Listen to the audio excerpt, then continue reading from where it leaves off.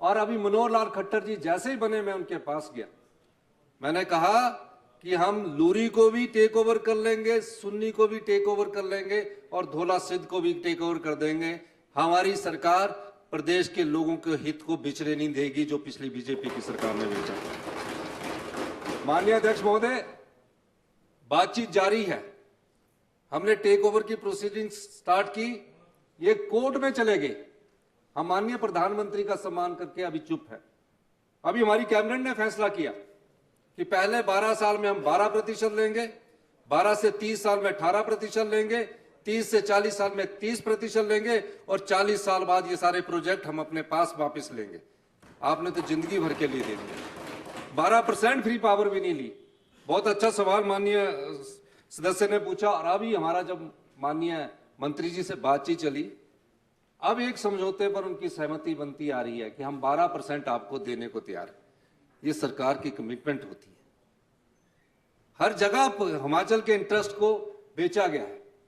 पिछली सरकार ने, जयराम ठाकुर जी ने, क्योंकि उन्होंने वॉकआउट करना था, मैं चाहता हूं कि वो आए अंदर, शराब के ठेकों को उन्होंने किया, अब ये अटल यूनिवर्सिटी का अब ये है। और एक और मैं कहना चाहता हूं, आगे आइए और आपको ये कहना चाहता हूं, अगर हमारी शर्तों के हिसाब से ये समझौता नहीं हुआ, 12, 18, 30 पर समझौता नहीं हुआ, हमारी सरकार इन तीनों प्रोजेक्ट को, जिसमें SJVN ने टेक ओवर काम शुरू कर दिया, कई जगह कह रहे हैं 60% हो गया, हम टेक ओवर करेंगे। डुग्गर के प्रोजेक्ट को, जो NTPC के साथ हमारा समझौता, मैं इस मंच के माध्यम से कहना चाहता हूं, अगर वो 12, 18, 30 और 40 साल बाद प्रोजेक्ट देने को तैयार होंगे, हम उनके साथ आगे बढ़ेंगे, वरना उसको भी हम टेक ओवर करेंगे। हाईएस्ट लेवल पर इस पे बातचीत हुई है, CRC से भी बातचीत हुई है और मुझे खुशी है, हम पहली लड़ाई 12% की जीत चुके हैं और जो GST 9% आपने देने का वादा किया था, उसको भी हम देने से हमने इनकार कर दिया।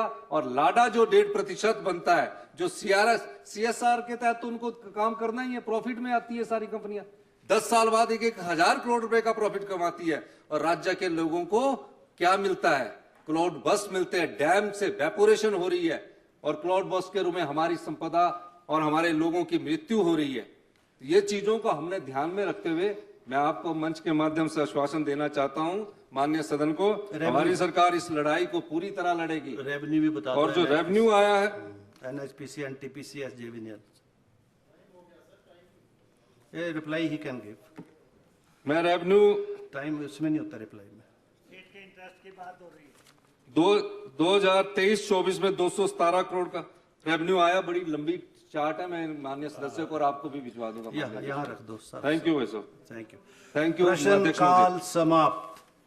अब कागजात सभा पटल पर रखे जाएंगे। कागजात सभा पटल पर रखे जाएंगे। पॉइंट ऑफ ऑर्डर, माननीय अध्यक्ष महोदय, point of order.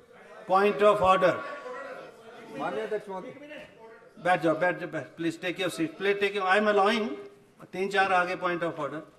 The priority goes with the honourable chief minister. What is your point of orders? Honourable CM। माननीय अध्यक्ष महोदय, विपक्ष के नेता जयराम ठाकुर जी को सनसनी फैलाने की पिछले कुछ दिनों से आदत सी बन गई है। अब इनके खिड़कियों में ड्रोन भी झांकने लग पड़े।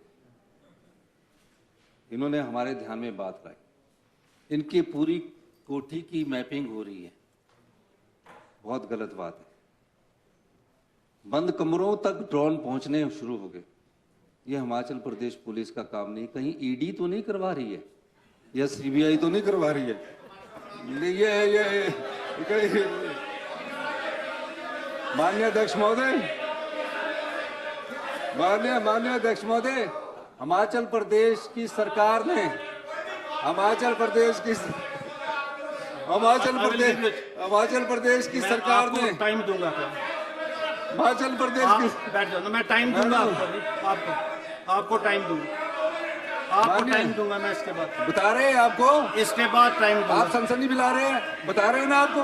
मैंने इनको बोलने दो ना, इनको बोलने दो, मैं टाइम दूंगा, प्लीज प्लीज, मैं टाइम दूंगा, मैं टाइम दूंगा आपको, टाइम दूंगा। माननीय अध्यक्ष महोदय, हिमाचल प्रदेश मैं टाइम दूंगा आपको, please please take your seats, मैं टाइम दूंगा ना, प्लीज टेक योर सीट। इनके बाद टाइम